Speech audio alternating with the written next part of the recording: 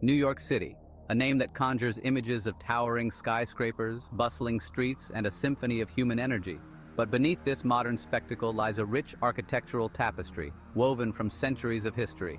From the humble beginnings of Dutch trading posts to the soaring heights of glass and steel, the buildings of New York tell a story of ambition, innovation, and the ever-evolving spirit of a city that never sleeps. Each street corner whispers tales of the past. Grand avenues lined with Beaux Art facades recall an era of Gilded Age opulence. Cast-iron storefronts, once at the cutting edge of industrial design, now house trendy boutiques and cozy cafes. And above it all, the iconic silhouettes of skyscrapers pierce the sky, monuments to human ingenuity and the relentless pursuit of progress. This is a journey through the architectural heart of New York City. We'll explore the styles, the stories, and the people that have shaped this urban landscape over centuries. From the Dutch gables of Lower Manhattan to the sleek lines of contemporary towers, we'll uncover the layers of history etched into the very fabric of the city. So, join me as we delve into the architectural wonders of New York, a city where the past and present collide in a breathtaking display of urban evolution. Our journey begins in the early 17th century, a time when the island of Manhattan was a wild and untamed landscape. The dense forests and rolling hills were home to the Lenape people, who had lived in harmony with nature for centuries. This untouched land was about to undergo a dramatic transformation. Dutch settlers, arriving in search of trade and opportunity, established New Amsterdam, a fledgling colony on the southern tip of the island.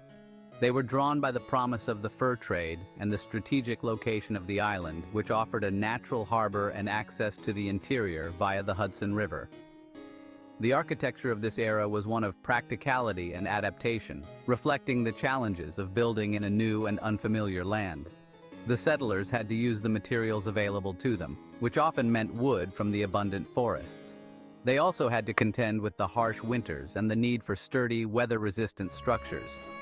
Simple wooden houses, often with steep roofs and gabled ends, dotted the landscape.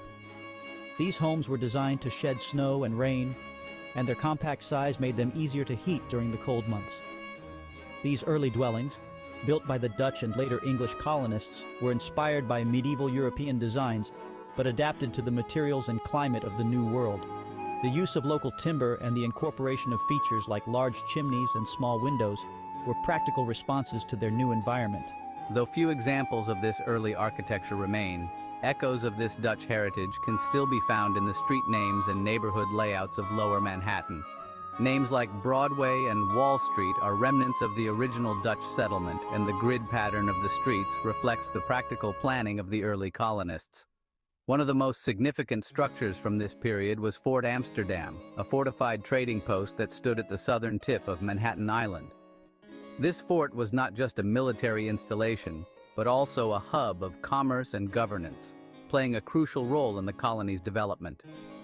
Built to protect the growing settlement, the fort served as the administrative and military center of New Amsterdam.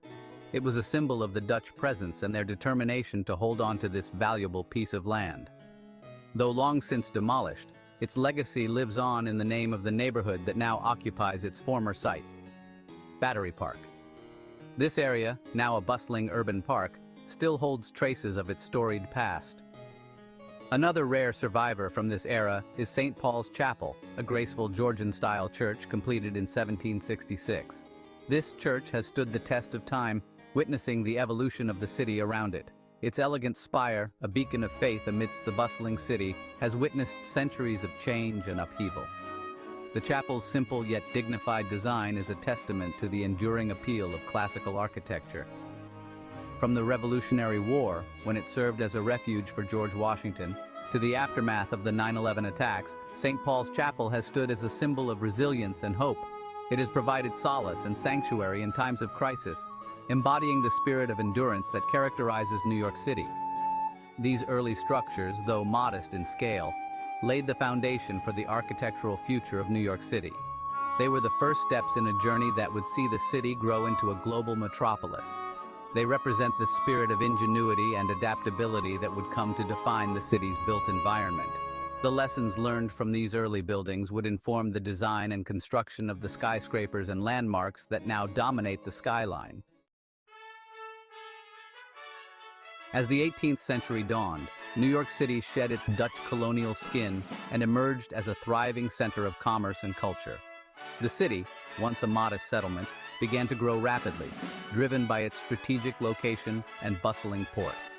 This transformation was not just economic but also cultural, as New York started to attract a diverse population, bringing with them new ideas and influences. The city's architecture reflected this newfound confidence, embracing a more refined and elegant aesthetic. Buildings began to rise that showcased the wealth and ambition of their owners, with intricate designs and sophisticated styles that spoke of a city on the rise. The Georgian style, characterized by its symmetrical facades, Palladian-inspired details, and an air of understated grandeur, became the dominant architectural language of the era.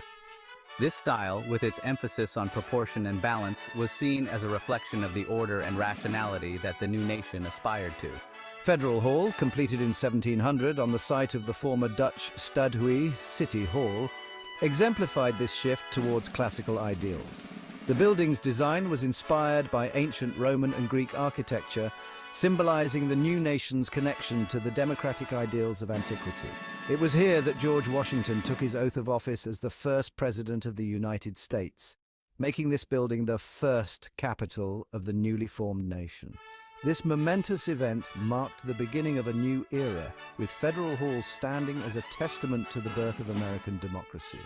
Though the original structure was later demolished, a grand Greek revival building now known as Federal Hall National Memorial stands in its place, a reminder of the pivotal role New York City played in the birth of the nation. This new building, with its imposing columns and stately design, continues to inspire awe and respect, serving as a symbol of the enduring legacy of the nation's founding. However, the architectural landscape of the late 18th and early 19th centuries was not solely defined by stately public buildings. The cityscape was also shaped by the homes and businesses of its residents, reflecting the diverse and dynamic nature of New York's population. The rise of a wealthy merchant class led to the construction of elegant townhouses, particularly along the streets of Greenwich Village and what is now the South Street Seaport. These areas became fashionable neighborhoods where the city's elite could showcase their wealth and taste. These homes, often featuring graceful stoop entrances and delicate ironwork, showcased the prosperity and sophistication of the city's elite. The attention to detail in these residences, from the intricate iron railings to the beautifully carved doorways, reflected the aspirations and achievements of their owners. One notable example of this era's residential architecture is the Hamilton Grange, the country home of Alexander Hamilton, one of the founding fathers. This residence, set in what was then the rural outskirts of the city, provided a retreat from the hustle and bustle of urban life. This stately federal-style mansion, with its balanced proportions and refined details, reflects the aspirations of a young nation eager to establish its own architectural identity. The Hamilton Grange, with its elegant design and historical significance, stands as a testament to the vision and ambition of one of America's most influential figures. As New York City continued to grow and evolve, its architecture became a blend of the old and the new, creating a unique skyline that tells the story of a city constantly reinventing itself. From the stately Georgian and federal-style buildings to the modern skyscrapers that now define its horizon, New York's architectural journey is a reflection of its dynamic and ever-changing spirit. The mid-19th century witnessed a period of unprecedented growth and transformation in New York City. The city, once a modest settlement, began to evolve into a bustling metropolis, teeming with life and activity. The Industrial Revolution, with its technological advancements and influx of immigrants seeking opportunity, fueled an explosion in both population and urban development. Factories sprang up, jobs were plentiful, and people from all over the world flocked to the city, hoping to carve out a better life for themselves and their families. This surge in growth presented new challenges for architects and engineers, who were tasked with accommodating the burgeoning population and the demands of a rapidly changing society. The traditional low-rise buildings could no longer suffice, and the need for more space became increasingly urgent. The solution, born out of necessity and fueled by innovation, was the skyscraper. These towering structures not only provided the much-needed space, but also became symbols of progress and modernity.